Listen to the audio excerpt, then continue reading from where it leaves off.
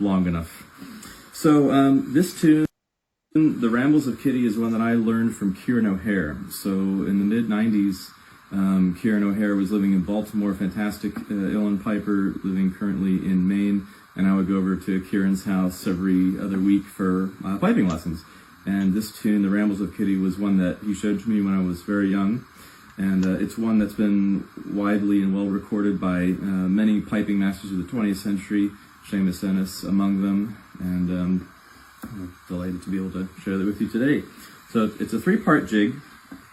It's a great tune, great piping tune, and I'll just play it slowly here so you can get a sense of the structure. So it goes like this.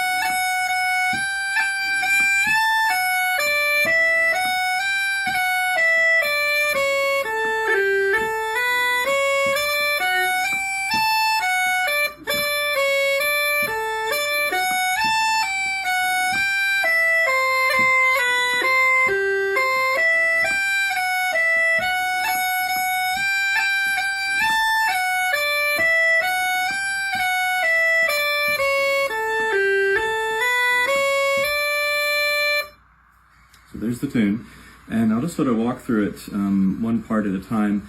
One way you can think about learning these tunes and memorizing them, if that's of interest, is you can think about them in terms of quarters. So if we break the first part into quarters, right, the first quarter is 1. Second quarter. Third quarter is the same as the first. Fourth quarter.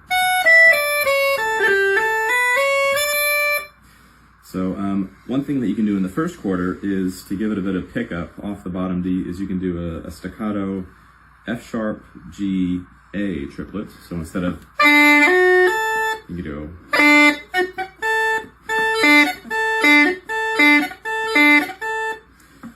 what I tend to do in my playing is that when I'm thinking about ornamentation, what I'm really trying to do is figure out how to emphasize the downbeat and how to offset kind of loud note emphases like the bottom D if it happens not to be in a downbeat position. So by downbeat position, I just mean where you would tap your foot. Da, ba, da, da, ba, da, da, ba, da, da, da, da. Anytime I'm tapping my foot, I want to see how I can emphasize the note there.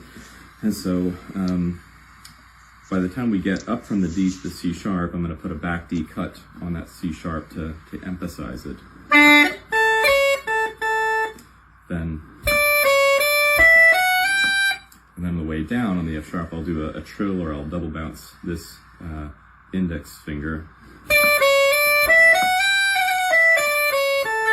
Or The bounce is subtler, the trill is more conspicuous, so the bounce, the trill, and then on the way down, I'm double bouncing that G.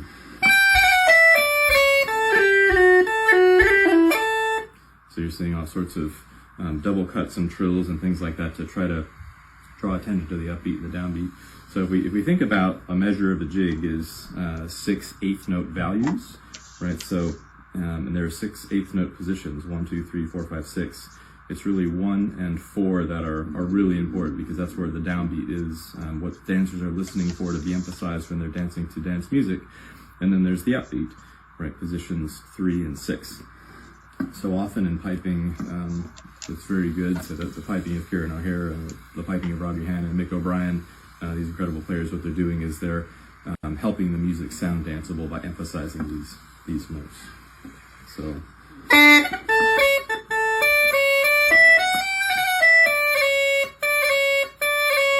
What I'm doing there to emphasize that C sharp is double bouncing the thumb.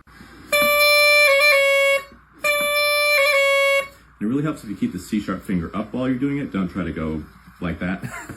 that'll be very difficult to do. But if you leave the C sharp up and just throw the thumb twice, you get a nice.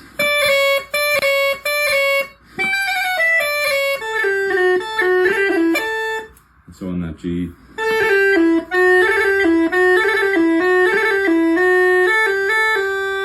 Just 2 of those guys.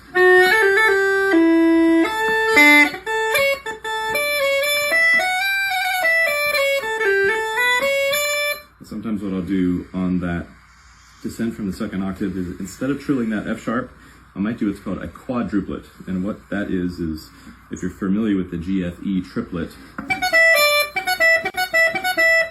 the quadruplet is 2 Gs, an F sharp, and an E. So that in context would sound like.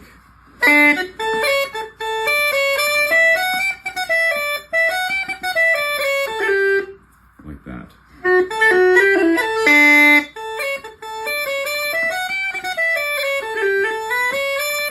It's actually kind of bouncing the G twice, but it sounds staccato because the other holes are closed. Okay, so that's the A part. With the B part, we have a series of arpeggios that go DFA, DFA, DFA, and then it sequences down to C, E, G, C, E, G, C, E, G. Kind of like this, so it goes.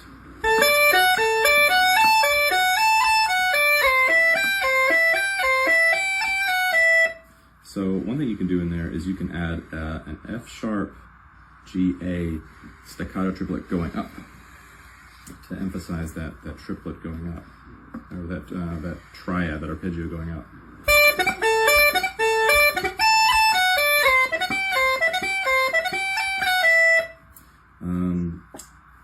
Then you can add after that.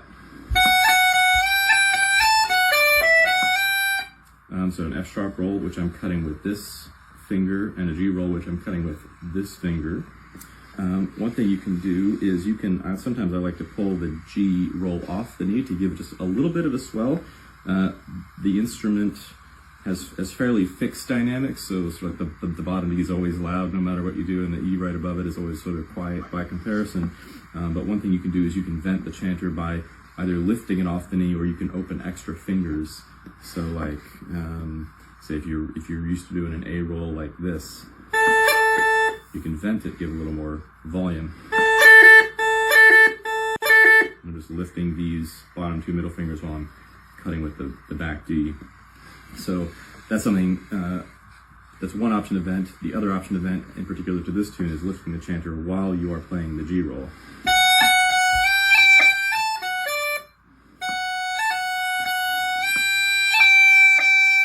It's very important when you lift the chanter.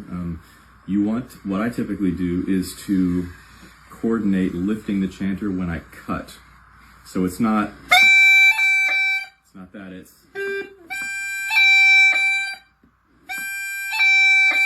not, and that way it keeps the G in tune as much as possible. And then as you're cutting into it, you're subdividing that G the first time. It sort of all kind of springs to life together. And then what I'm doing is I'm tapping with both fingers. So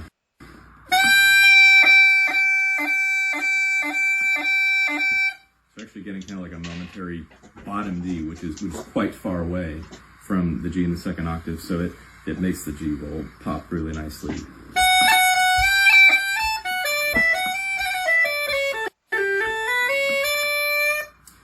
Another thing that's interesting to try in your piping is, I'm going to call them microstops.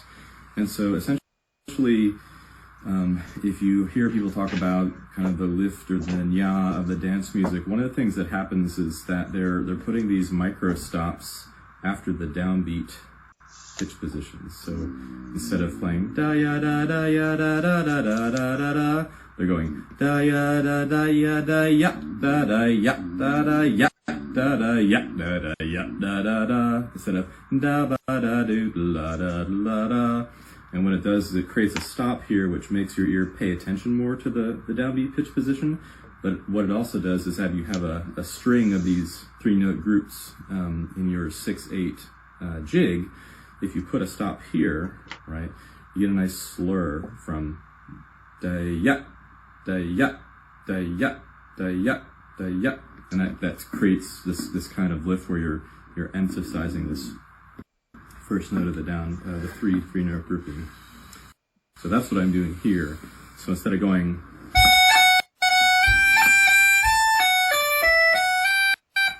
okay, I'm going, and it goes by quickly, so it's hard to catch if you're not listening for it.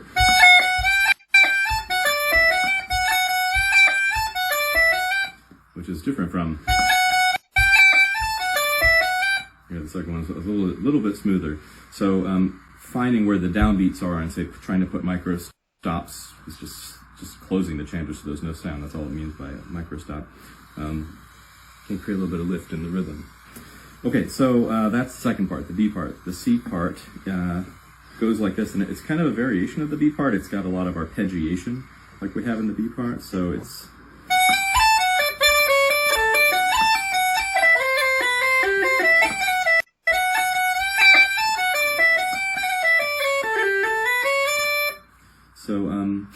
there are two options for separating the back Ds that I like. The first one is to just kind of open and close, make a sharp stop between the notes. The other one is what I call the sweep, where you're pulling, instead of pulling the thumb off and putting it back on, you're kind of going like rubbing it past the opening of the hole, which creates a separating sound. Or the sweep.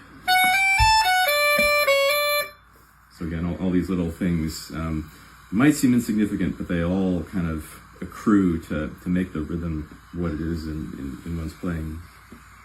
So let's see. So there's another spot where you can double bounce the thumb to really bring emphasis to that A. The reason we care about emphasizing that A is, again, it's on the downbeat. Da da da da da da, bia ba da da da da. It just creates a nice point of emphasis, also because it's at the bottom of the contour in that particular part of the range. So it's quite high in the register. So when you have a note that is on a downbeat and also at the bottom of the range, it's quite pleasing to the ear to have those range extremes emphasized, both because they're on a downbeat and also because they're at the bottom of melodic range.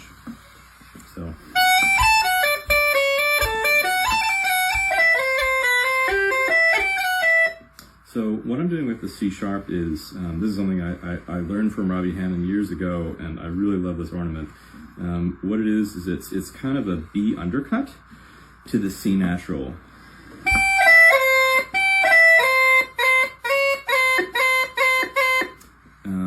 And so what's happening is you're playing just this kind of B, which is not really a B. This is B. If you play just this, you get like a B quarter flat, maybe even half flat actually.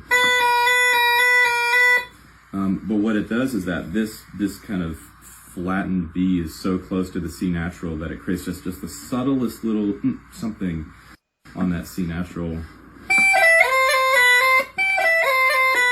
So it's not even you don't even recognize it as a grace note. It's just sort of this this fascinating little into the C natural, which is quite nice. So it's nice to think about and have a range of options between like really subtle things to emphasize particular spots in the tune or particular downbeats or upbeats, like the B flick, and like these really huge things that you can pull out when you really need like something like that. So.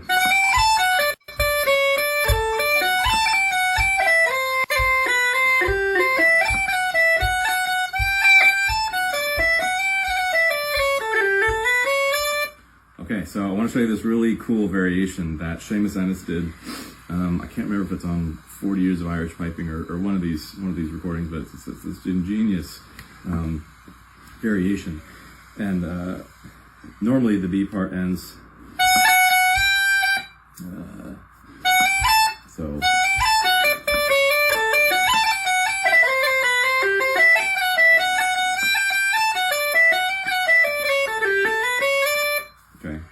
That's great. That's great classic stuff. But Ennis mixed it up a little bit. He went like this.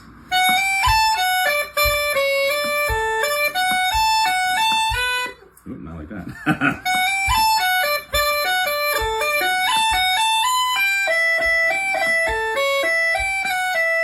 So what he's doing in there is actually changing the implied harmony in the tune, which, I mean, is very striking to the ear. So he do.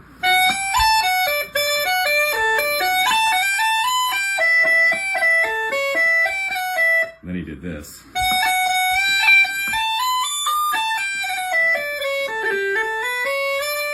So what he's doing is he's changing the harmonic implications, and then he's walking all the way up to the third octave D.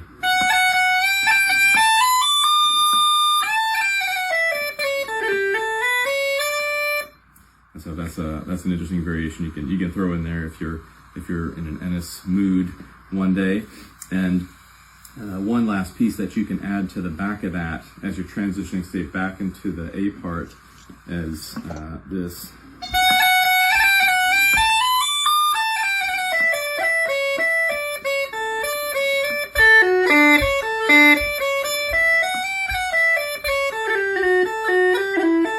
Right, so it sort of kind of postpones the feeling of conclusion a little bit, the way that is played.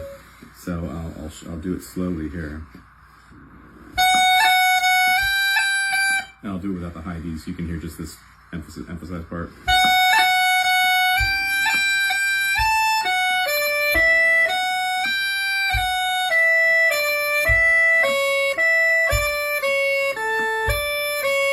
A.